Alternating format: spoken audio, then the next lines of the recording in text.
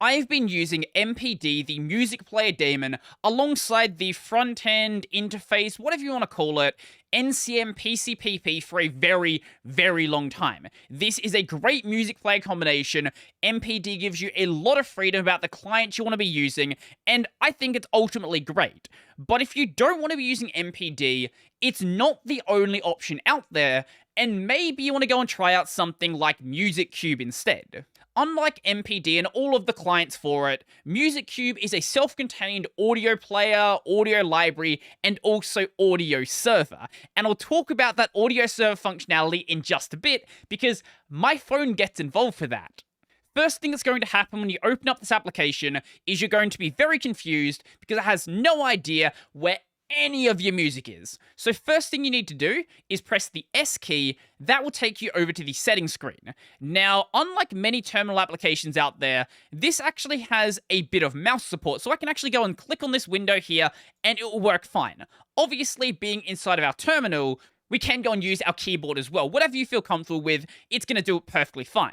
So in my case, all of my music is located in /home/Brodie/music, but let's say I had something in my Go folder, for example. If I go and press enter on that, it's going to go into the folder, and then if we want to go and add that folder, we just press the space key. So now we can see /home/Brodie/go/bin is now in the list of searching for music.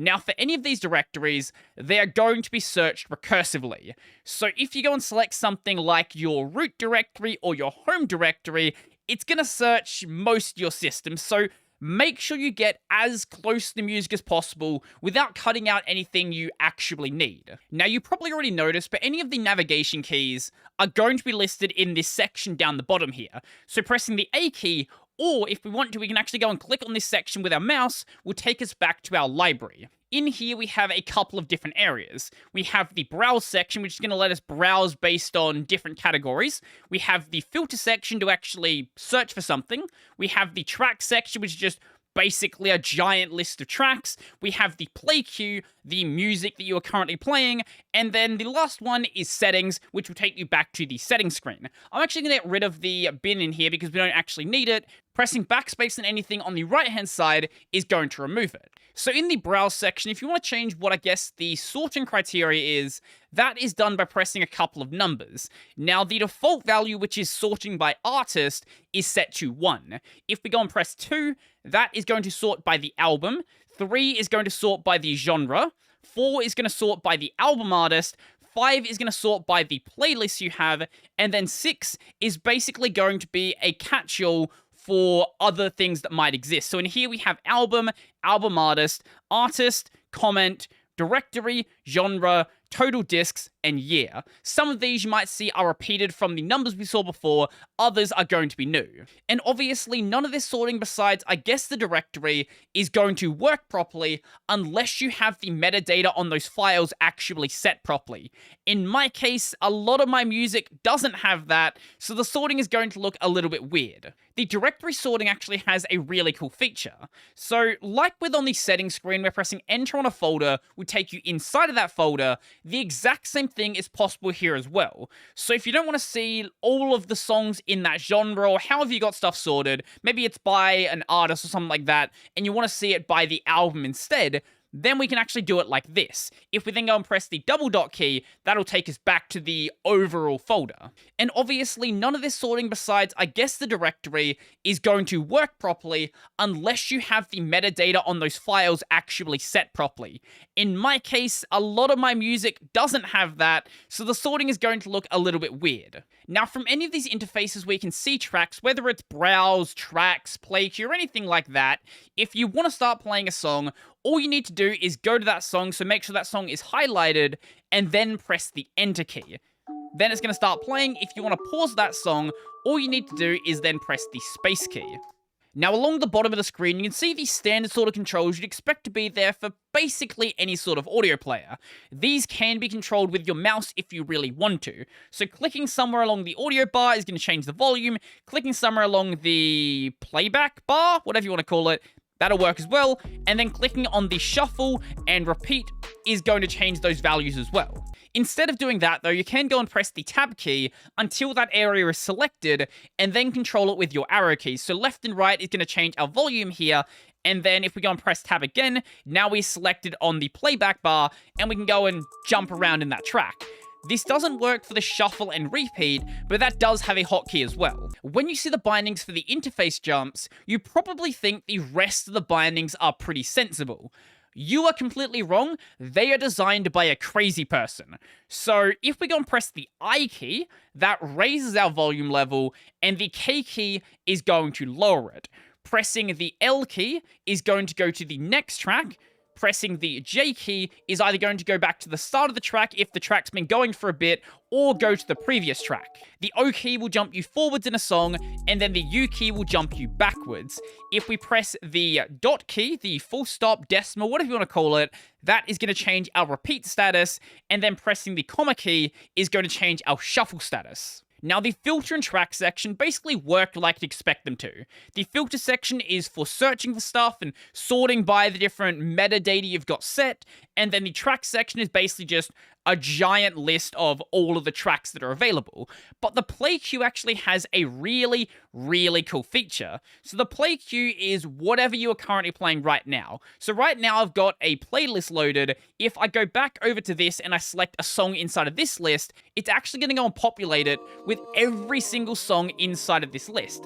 Over on this one here, as we can see. If you want to replace the play queue with another list, but you don't want to start playing the music straight away, this can be done with the Alt-A key. So let's go over to, say, the synthwave section, and if I go and press Alt-A while highlighted on the list, not highlighted on the directory section, or whatever the sorting criteria you've got there, make sure you're in the right-hand section, press Alt-A here, it's going to say play queue hot swap with the current list. Going over to the play queue now, as we can see, it's showing the synthwave now. Any songs you don't want to listen to can be removed from this list by just pressing the delete key, and holding that key down is going to go and delete extra things. But what about adding a specific song to the playlist and not replacing the entire list? So there's no binding to do that, but there is a function to do so. If we go to a song we want, let's say I want to go and grab this song from hip hop, let's go with Edo, for example. If I go and press Alt-Enter, that will bring up a context menu. The same thing can be done by right-clicking on a song. So from here, you can go and add it to the beginning of the play queue, the end of the play queue, or to the next song in the play queue. But this takes us into a good section as well, working with playlists. If we click on Add to a Playlist, we can either go and add it to a new playlist or one that already exists. In this case, I'm going to go to a new playlist. Let's give it a name. We'll call it Video... Yeah, sure. Video 1. I'm not fixing the mistakes. If we now go and press the 5 key, we can see there is a second playlist inside of this list. If you want to rename a playlist, just be highlighted over that playlist, in this case the one that I made a mistake on, and then press Alt-R. Let's go and rename this to be what it should be without the mistakes, and there it's done. We can also go and make an empty playlist. This is done with the Alt-N key. Let's call this one Video 2 because I am very creative. And then deleting songs from a playlist should be on the delete key, but it doesn't actually seem to do anything. The documentation on the GitHub says that's what the binding is, but it seems to be missing, and there's nothing in the context menu to remove it either, so I'm not really sure what the deal is there.